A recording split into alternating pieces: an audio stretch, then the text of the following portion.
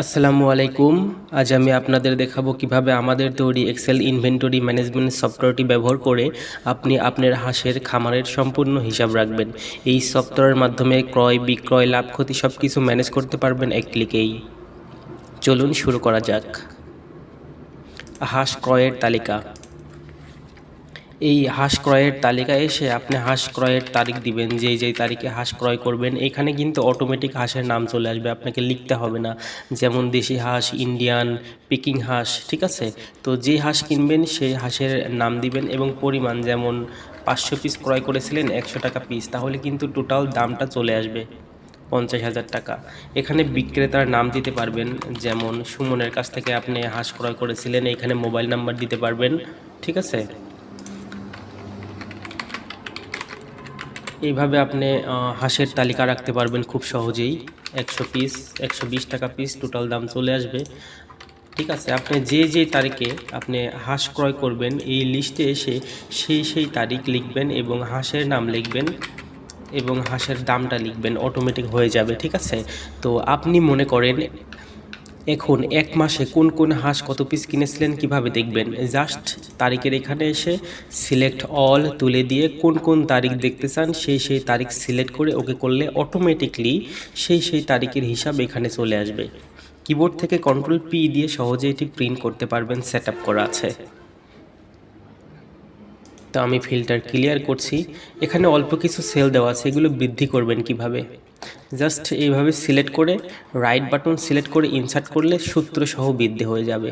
আবার আপনি চাইলে সবার নিচ থেকে রাইট বাটন সিলেক্ট করে ইনসার্ট করলে একটা একটা করে বৃদ্ধি হবে। এটা ব্যাক স্পেস, দেখেন ড্যাশবোর্ডে চলে এসেছে। মোট 84,500 টাকার হাঁস ক্রয় করেছেন। হাঁসের তথ্য: মোট হাঁস ক্রয় করেছিলেন 750, মোষ স্টকে আছে 750। যখন ক্রয় বিক্রয় করবেন তখন কিন্তু অটোমেটিক এখান থেকে আপডেট হয়ে যাবে। হাঁস বিক্রয়, এখানে হাঁস বিক্রয়ের তারিখ দিবেন এবং হাঁসের নাম বা জাত থাকলে হাঁসের নাম দিবেন এবং পরিমাণ দিবেন। যেমন 300 পিস বিক্রয় করবেন, প্রত্যেকটার দাম 450 টাকা, তাহলে কিন্তু টোটাল দামটা চলে আসবে 1,35,000 টাকা। আপনি এখানে ক্রেতার নাম দিতে পারবেন, যেমন শাকিল, মোবাইল নাম্বার। একইভাবে প্রত্যেকটা শিট আপনি ফিল্টারিং করে ডেট বাই ডেট ইচ্ছা করলে দেখতে পারবেন, প্রিন্ট করতে পারবেন। এটা ব্যাক স্পেস, দেখেন মোট হাঁস বিক্রয় করেছি 1,35,000 টাকা, অটোমেটিক কিন্তু চলে এসেছে এবং মোট খরচ বাদে লাভটাও চলে এসেছে, ড্যাশবোর্ডে অটোমেটিক দেখা যাচ্ছে। এই যে মোট হাঁস ক্রয় করেছিলাম 750, বিক্রয় করেছি 300 পিস এবং স্টকে আছে 450 পিস, সম্পূর্ণ কিন্তু অটোমেটিক আপডেট হয়ে যাচ্ছে। খাদ্য ক্রয়, খাদ্য ক্রয়ের এখানে এসে খাদ্য ক্রয়ের তারিখ দিবেন এবং যে খাদ্য কিনবেন এখানে লিখে রাখতে পারবেন। স্ট্যাটার্ড ফিড, গ্রোয়ার ফিড, ঠিক আছে, লেয়ার ফিড, সব কিছু কিন্তু এখান থেকে আপনি দেখতে পারবেন।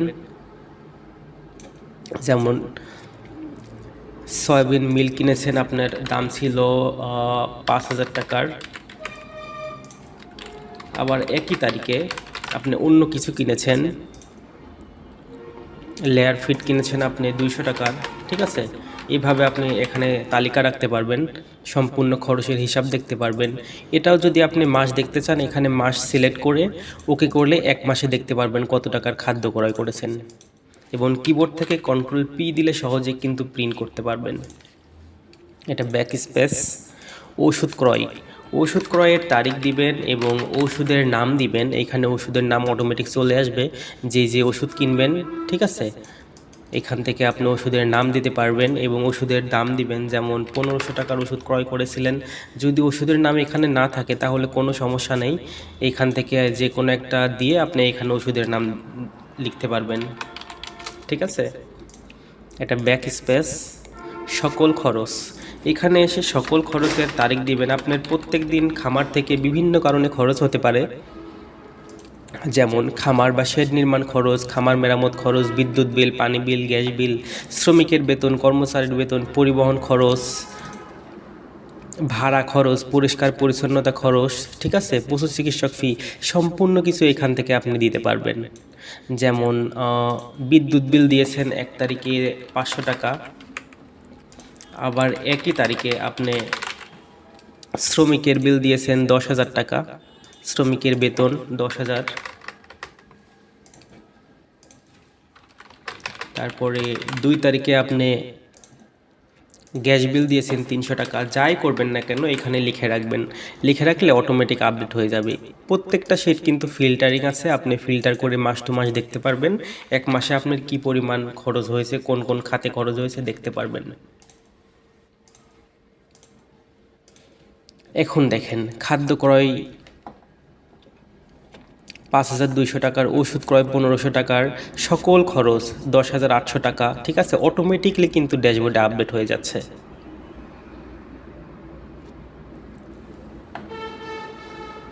হাঁস উৎপাদন, যখন আপনার খামার থেকে হাঁস উৎপাদন হবে এখানে হাঁস উৎপাদনের তারিখ দিবেন এবং মাধ্যম, কোন মাধ্যমে হাঁস উৎপাদন করা হয়, যেমন ডিম থেকে ফোটা, ঠিক আছে, মা হাঁসের তা থেকে ফোটা, হ্যাচারি থেকে ক্রয়কৃত বাচ্চা। ঠিক আছে, সম্পূর্ণ কিছু এখান থেকে কিন্তু করতে পারবেন।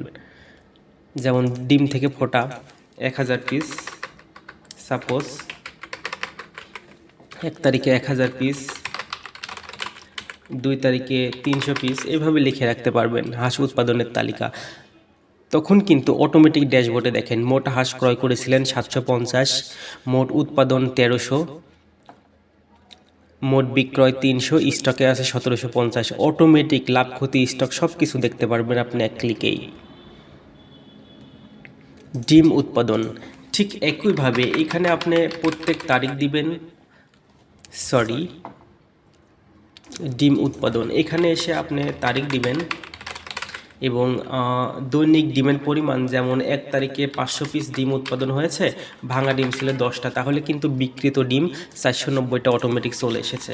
আবার 2 তারিখে 450টা হয়েছে, 5টা ভাঙা ডিম। ঠিক আছে, এইভাবে ডিম উৎপাদনের তারিখ দিয়ে এগুলো লিখে রাখতে পারবেন। তাহলে কিন্তু এই দেখেন ডিম উৎপাদনের সব কিছু আপডেট ড্যাশবোর্ডে চলে আসবে। ডিম বিক্রয়ের তারিখ দিবেন, এখানে কাস্টমারের নাম, মোবাইল নাম্বার দিতে পারবেন এবং ডিমের পরিমাণ, যেমন 600 পিস ডিম বিক্রয় করবেন 11 টাকা পিস, তাহলে কিন্তু টোটাল দামটা চলে আসবে। এভাবে ডেট বাই ডেট দিয়ে আপনি ডিম উৎপাদন, ডিম বিক্রয় সম্পূর্ণ কিছু কিন্তু রেকর্ড রাখতে পারবেন। এই যে ডিম বিক্রয় 600 পিস, তাহলে স্টকে আছে 350, অটোমেটিক কিন্তু চলে এসেছে। সার বিক্রয়, দেখা যায় কি বিভিন্ন খামারে 20টা থেকে সার উৎপাদন হয় এবং সেই সার বিক্রয় করা হয়। তো যদি সার বিক্রয় সিস্টেম থাকে, আপনি এখানে তারিখ দিবেন, কাস্টমারের নাম, মোবাইল নাম্বার, সারের পরিমাণ, একক দাম, যেমন 40 কেজি নিয়েছে 80 টাকা কেজি, তাহলে কিন্তু টোটাল দামটা চলে আসবে। ড্যাশবোর্ডে কিন্তু অটোমেটিক আপনি দেখতে পারবেন সব কিছু আপডেট হয়ে গেছে। স্বাস্থ্য ব্যবস্থাপনা, এখানে আপনার স্বাস্থ্য ব্যবস্থাপনা রাখতে পারবেন।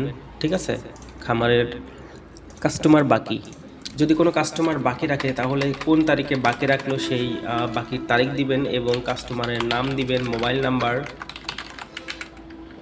বাকির পরিমাণ, যেমন 10,000 টাকা বাকি ছিল, যখন সে পরিশোধ করবে এই পরিশোধের তারিখ দিবেন এখানে, কোন তারিখে, যেমন 2 তারিখে সে পরিশোধ করেছে, তাহলে এখানে তারিখ দিবেন এবং টাকার পরিমাণটা দিবেন 10,000 টাকা, তাহলে কিন্তু অবশিষ্ট থেকে জিরো অটোমেটিক দেখা যাবে। এটা ব্যাক স্পেস। সাপ্লায়ারের বাকির সিস্টেমও একইভাবে করতে পারবেন।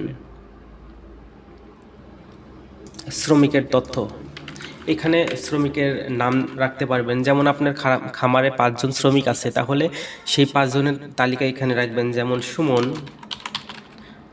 এখানে পদবি দিবেন। ঠিক আছে, মোবাইল নাম্বার, যোগদানের তারিখ, অব্যাহতির তারিখ, মাসিক বেতন, বর্তমান ঠিকানা, স্থায়ী ঠিকানা, বাবার নাম, মায়ের নাম, সব কিছু কিন্তু এখানে আপনি সেটা আপডেট রাখতে পারবেন।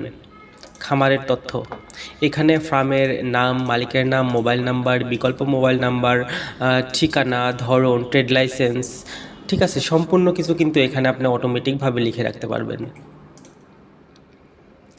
এই সফটওয়্যারের মাধ্যমে হাঁস ক্রয়, হাঁসের তালিকা, হাঁস বিক্রয়, খাদ্য ক্রয়, ওষুধ ক্রয়, সকল খরচ, হাঁস উৎপাদন, মৃত্যু উৎপাদন, ডিম বিক্রয়, সার বিক্রয়, স্বাস্থ্য ব্যবস্থাপনা, কাস্টমার বাকি, সাপ্লায়ার বাকি, শ্রমিকের তথ্য, খামারের তথ্য সহ আরও অনেক কিছু করতে পারবেন এক সফটওয়্যারের মাধ্যমে।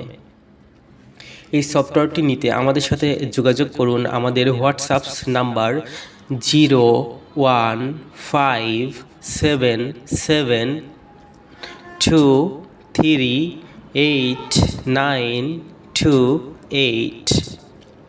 আমাদের ভিডিওটি যদি ভালো লাগে তাহলে আমাদের ভিডিওটি কমেন্ট, লাইক, শেয়ার করবেন, কারণ আপনার একটি শেয়ারে আরও একজন খামারি এই ভিডিওটি দেখতে পারবে এবং তার খামারকে সুন্দর পরিচালনা করতে পারবে। থ্যাংক ইউ আমাদের ভিডিওটি দেখার জন্য এবং আমাদের সাথে থাকার জন্য।